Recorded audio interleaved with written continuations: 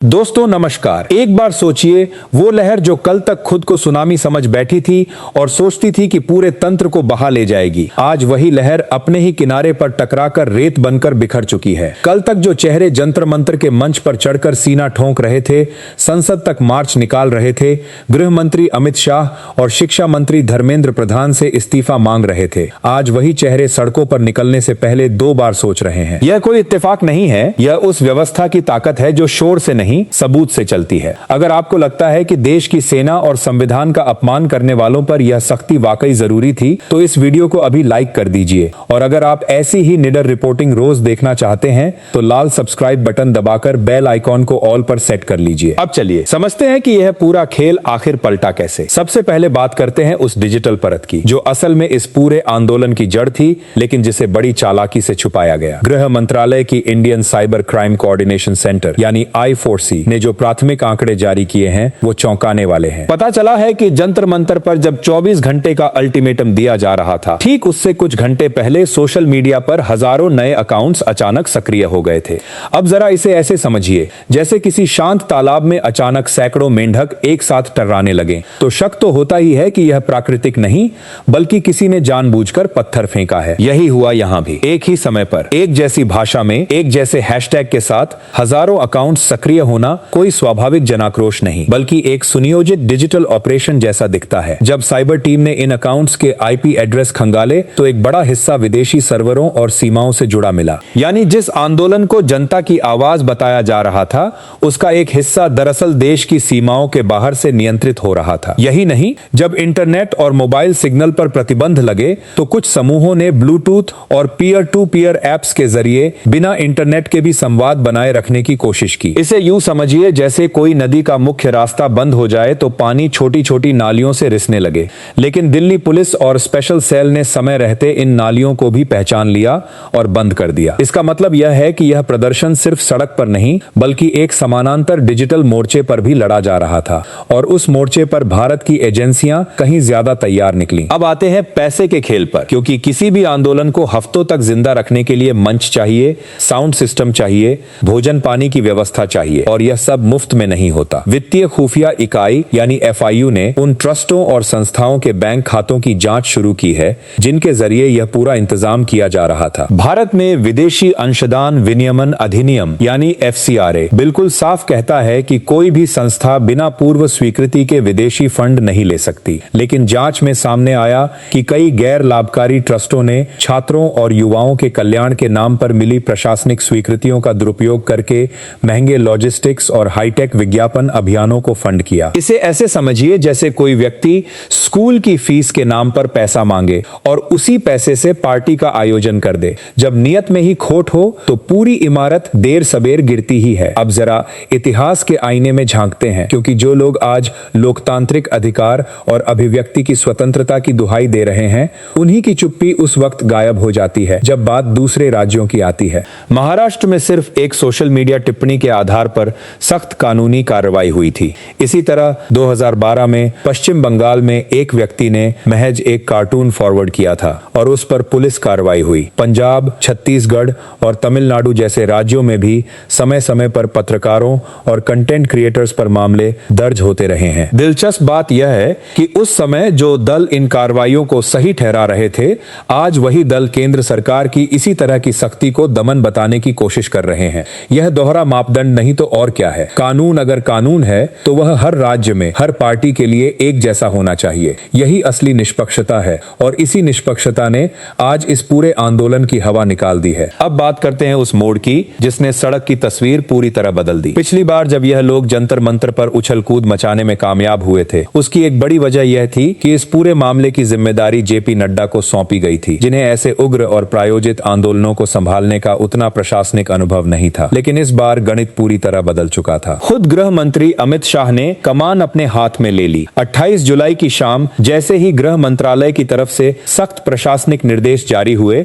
जंतर मंतर की पूरी तस्वीर पलट गई। जिस भीड़ के दम पर 24 घंटे का अल्टीमेटम दिया जा रहा था, वह दिल्ली पुलिस के सुरक्षा घेरे और गृह मंत्रालय के कड़े रुख के सामने महज कुछ घंटों में गायब हो गई। इसे यूं समझिए जैसे कोई गुब्बारा जो हवा भरकर बहुत बड़ा दिख रहा था, सुई की एक हल्की सी नोक लगते ही पिचक जाए। यहाँ वह सुई थी प्रशासनिक इच्छा शक्ति और स्पष्ट नेतृत्व। इसके ऊपर सुप्रीम कोर्ट और दिल्ली हाई कोर्ट ने भी अपना रुख बिल्कुल साफ कर दिया। अदालतों ने निर्देश दिया कि जंतर मंतर पर हुए पूरे घटनाक्रम की सीसीटीवी फुटेज, एरियल रिकॉर्डिंग्स और डिजिटल साक्ष्यों को सुरक्षित रखा जाए। साथ ही यह भी स्पष्ट किया गया कि नाबालिगों के प्रति सहानुभूतिपूर्ण रुख रखा जाए, लेकिन जिनका पुराना आपराधिक इतिहास है या जिन पर गंभीर धाराएं दर्ज हैं, उन्हें जांच से कोई छूट नहीं मिलेगी। जब सीजेपी के प्रतिनिधियों ने प्रेस वार्ता में यह मांग रखी कि पुराने आपराधिक मामलों वाले लोगों पर भी कार्रवाई न हो, तो कानूनी विशेषज्ञों ने साफ कहा कि किसी भी लोकतांत्रिक देश में कोई संगठन कानून से ऊपर नहीं हो सकता। यह लाइन ध्यान से समझने वाली है, क्योंकि यहीं पर फर्क साफ हो जाता है कि कौन सा विरोध वाकई सैद्धांतिक है और कौन सा सिर्फ एक ढाल है जिसके पीछे कुछ लोग अपने अतीत के अपराधों को छुपाना चाहते हैं। जब जंतर मंतर से संसद मार्ग की तरफ बढ़ने की कोशिश हुई तो सुरक्षा बलों ने पहले लाउडस्पीकर के जरिए बार बार चेतावनी दी कि प्रतिबंधित क्षेत्र की ओर न बढ़ा जाए, लेकिन जब बैरिकेड्स पार करने की कोशिश हुई तभी प्रशासनिक अनुमति के बाद जरूरी कदम उठाए गए। यह वाकई गौर करने वाली बात है। सुरक्षा बलों ने संयम बरता, चेतावनी दी, मौका दिया और तभी कार्रवाई की जब सीमा पार करने की कोशिश हुई। इसके बावजूद संसद के भीतर विपक्ष के नेता राहुल गांधी ने दावा किया कि यह पूरा निर्देश सीधे अमित शाह ने दिया था, लेकिन जब सदन में इसके साक्ष्य मांगे गए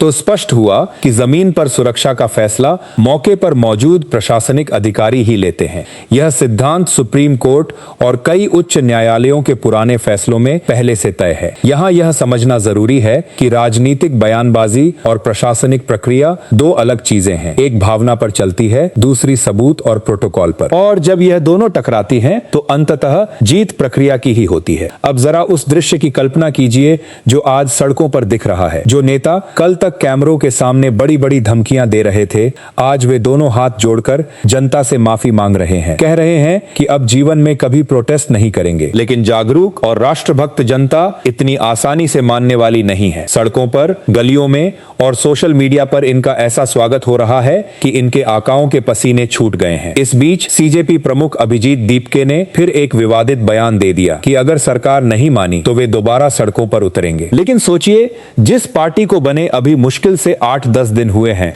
वह उस अमित शाह के सामने किस खेत की मूली है जिन्होंने इस देश से दशकों पुरानी जड़ें जमाए बैठे माओवादी नेटवर्क तक को खत्म कर दिया। यह तुलना ही हास्यास्पद है। इसी बीच जब ऑन ग्राउंड रिपोर्टिंग कर रहे निष्पक्ष मीडिया कर्मियों और महिला पत्रकारों के साथ दुर्व्यवहार की खबरें सामने आईं तो जनमानस का रुख पूरी तरह बदल गया। लोकतंत्र में अपनी मांग रखना हर किसी का अधिकार है, लेकिन मीडिया और जनता के प्रतिनिधियों के साथ अभद्र व्यवहार को कोई भी सभ्य समाज स्वीकार नहीं करता। यही वह पल था जब आम जनता की सहानुभूति, जो शायद शुरुआत में इन प्रदर्शनकारियों के साथ थी, पूरी तरह पलट गई। सोशल मीडिया पर व्यूज और लोकप्रियता के लिए गैर जिम्मेदाराना बयानबाजी करने वाले कई युवा डिजिटल क्रिएटर्स, जिन्होंने राष्ट्रध्वज और सुरक्षा बलों पर अमर्यादित टिप्पणियां की थी, कानूनी नोटिस मिलते ही अब खुद वीडियो जारी कर सार्वजनिक रूप से माफी मांग रहे हैं। वे कह रहे हैं कि वे बिना पूरी जानकारी के इस पूरे मामले का हिस्सा बन गए थे। यह घटनाक्रम एक बहुत बड़ा सबक देता है। भावनात्मक नारों के सहारे माहौल बनाना कुछ समय के लिए आसान लग सकता है, लेकिन जब कानून की निष्पक्ष प्रक्रिया अपना काम करती है और तथ्यों का सामना होता है तो हवाई दावे टिक नहीं पाते। यह ठीक वैसा ही है जैसे रेत पर बना महल लहर के पहले थपेड़े में ही बिखर जाता है, देखने में भव्य लेकिन नींव कमजोर। अब बात करते हैं इस पूरे प्रकरण की सबसे गहरी परत की, जो शायद सबसे कम चर्चा में आई लेकिन सबसे ज्यादा मायने रखती है, और वह है एफसीआरए और राष्ट्रीय सुरक्षा का आपसी रिश्ता। जब गृह मंत्रालय और प्रवर्तन एजेंसियों ने गहन पड़ताल की तो उनका पूरा ध्यान इस बात पर केंद्रित हुआ कि इतने लंबे प्रदर्शन के पीछे आर्थिक स्रोत आखिर हैं क्या। भारत जैसे विशाल और संप्रभु लोकतंत्र में गैर सरकारी संगठनों और प्रदर्शनकारी समूहों के लिए वित्तीय पारदर्शिता अनिवार्य है, क्योंकि पैसा ही वह धागा है जो बताता है कि कठपुतली किसके हाथ में है। जब भी किसी जन आंदोलन का इस्तेमाल देश की आंतरिक व्यवस्था को अस्थिर करने या अंतरराष्ट्रीय मंच पर भारत की छवि खराब करने के लिए किया जाता है तो कानून सख्त रुख अपनाने के लिए बाध्य हो जाता है। खुद गृह मंत्री अमित शाह का इस मामले की निगरानी करना यह दिखाता है कि प्रशासन अब सिर्फ सतह पर नहीं बल्कि जड़ तक पहुंचकर निर्णायक कदम उठा रहा है। अतीत में भी जब माओवादी समर्थित नेटवर्क्स या अवैध फंडिंग ट्रेल का खुलासा हुआ,